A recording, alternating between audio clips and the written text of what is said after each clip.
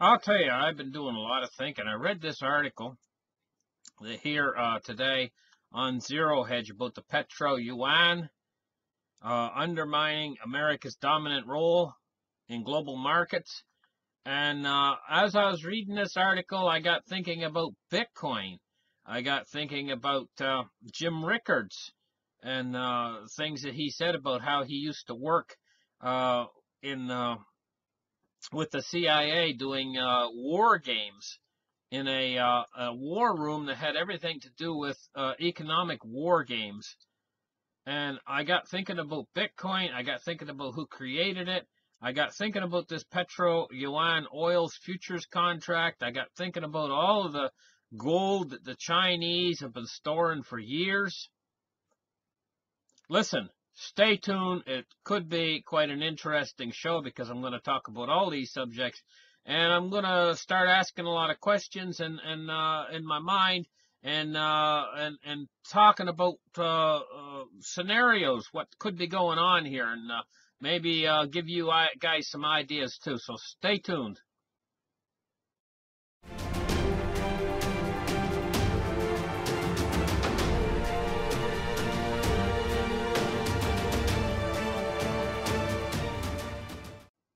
Okay, let's get into the meat of this subject.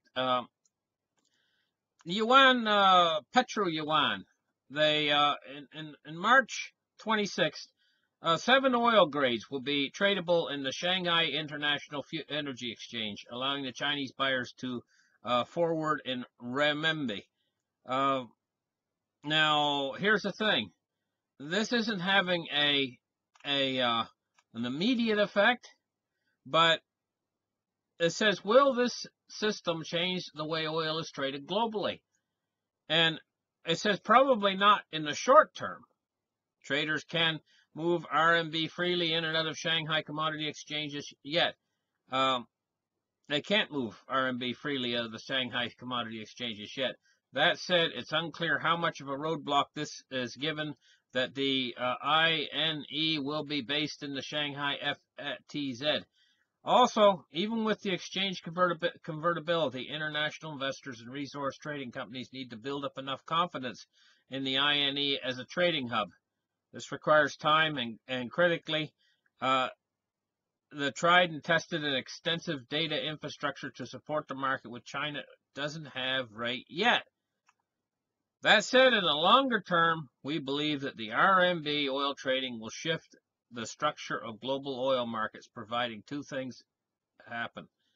Firstly, China will have to remove or substantially reduce capital controls for the RMB priced oil trade to take off, allowing global commodity trading houses access to the INE. We think this is already in process. It's happening gradually based on recent policies to make the RMB more market determined and ease rules on foreign banks. So you see, what's happened is this whole thing is a gradual process. It's a transition taking place over to the RMB for trade in oil rather than the US dollar. This is undermining the petrodollar substantially, but it's not something that's immediate. This is a slow process. But once it's taken hold, it's going to destroy the petrodollar. Now, years and years ago, they knew back, I'm certain when the government was inventing Bitcoin, they meant it to be, I remember when I first started trading Bitcoin when it was 60 bucks. It was called digital gold, and Litecoin was digital silver. That's what they called it. And they had Feathercoin, which was digital copper. Well, Feathercoin kind of went by the wayside, but we still have Litecoin and we still have Bitcoin, digital gold and digital silver. And here's the thing. They knew way back then that the Chinese were hoarding gold. Could this be some sort of a American attempt, knowing that they can't stop the Chinese from hoarding all the gold? Some sort of a combat method, a warfare, some sort of we got a war going on, a trade war going on right now. It's admitted now. I mean, it wasn't admitted back then. But behind the scenes, maybe this trade war's been going on for a long time. Maybe this is the final stages of this trade war at this point, and maybe they created, the secret deep state government created Bitcoin to offset the Chinese gold hoard. And so the Chinese might have bought all the gold to offset the Americans and destroy the Americans. Okay, we're going to destroy America. We're going to buy all this gold, and then we're going to pull the trigger on the American and on their financial system. We'll destroy it. We'll have all the gold. We'll be the winners. Yay! The Chinese said to themselves. So they went on with that plan. They sat around the table. They all shook hands, and they decided on that plan and said, hey, this will work. We'll take down America. So meanwhile, they've been hoarding their gold. America said, hey, you know, our top secret guys, our moles we got in there, have come back and told us that the Chinese are hoarding gold to destroy us. What are we going to do?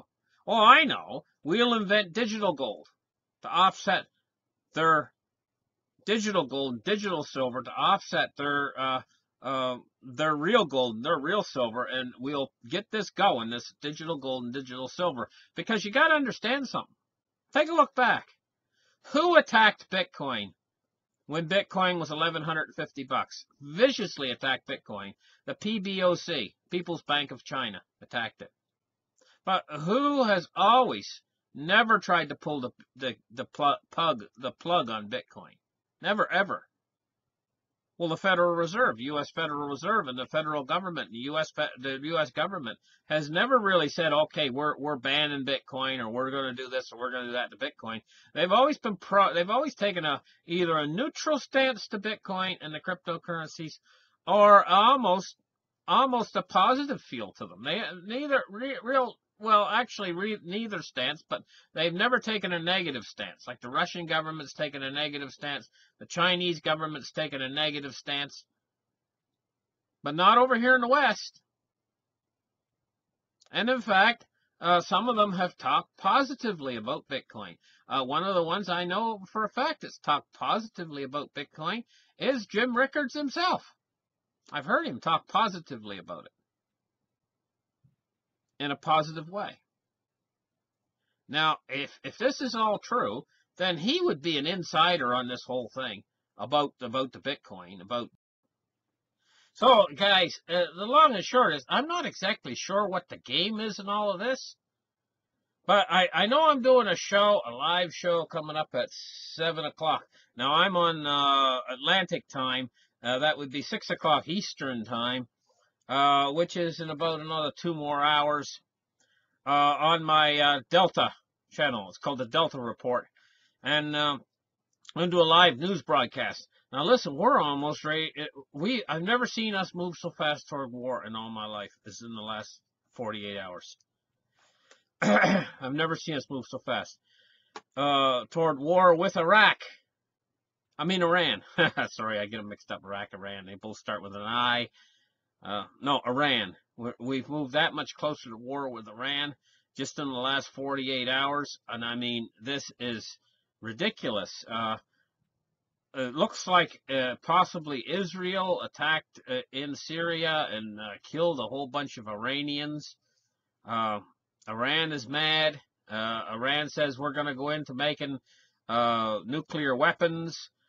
Israel has said, okay, Iran is nullified the deals or whatever because they're already making nuclear weapons or whatever, and then Iran is saying, okay, we're going to get you back, and then these guys over here are saying, no, we're going to get you back first, and it's just all accelerating really fast at a really enormous pace right now.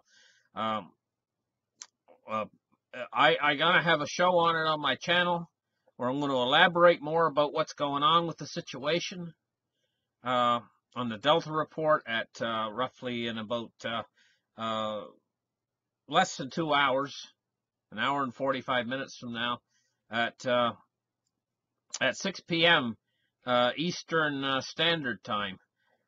Anyway, so it's probably going to be about a 20-minute news report, 30-minute news report, somewhere along in there, live. It's not pre-recorded, it's live show. Anyway. This show is almost live. I mean, I'm producing it right now. I'll run it through the video editor, and I'll get it right on the air. Bang, bang, just like that. I'll have it on the air within a half an hour. That's the way I do all my shows. I try to do them one take. This one in particular took a little bit longer. It took maybe 2 or 3 takes. But anyway, suffice to say, there's an awful lot going on right now. What is the reason why they created Bitcoin? Did they create it as part of some sort of a warfare? Is it a war weapon? A financial warfare weapon? And if this is the case, we've had some of the people here on YouTube saying that Bitcoin was pumped and dumped by the government, that they pumped it up, the price. Could they be getting ready for an enormously large, the government used government money to pump it up? And what about the Bitcoin that they're holding? They pre-mined Bitcoin, and who's holding those Bitcoins? There could be millions of Bitcoins being stored away, worth right now nearly $10,000 a piece. There could be millions, actually millions of them stored away by these ones who created it for the purpose of driving the price up much higher yet. They could get millions more by buying millions more and thereby driving the price up. And what are they going to buy them with? Money that they're creating for absolutely nothing. They can create as much money as they want to create. Then they can do a wealth transfer by investing that money into the cryptocurrencies. Meanwhile, they hold the cryptocurrency too, and they've transferred the value across, thereby defeating the purpose of the Chinese gold. And also, the cryptocurrency can be transferred immediately and easily across the internet, and it meets the criteria of money for the modern age, whereas gold is basically, you cannot move gold across the internet. Gold is like the old mail used to be. Start thinking about gold sort of like the old snail mail, the mail that we used to have back when we used to have to take a letter and carry it and transport it. Email really took over where the old mail didn't. And this new digital form of gold could take over where the old gold can't. And I mean, and who will have all the gold then? It'll be all in digital form, but who will have it? The ones who created it, of course, because they would be the big investors. I mean, there's an awful lot going on here. We're going to have to wait and see, but I smell a rat in all this. I just cannot quite put it all together and figure out exactly what they're doing. But I smell a rat. I know that I smell a rat.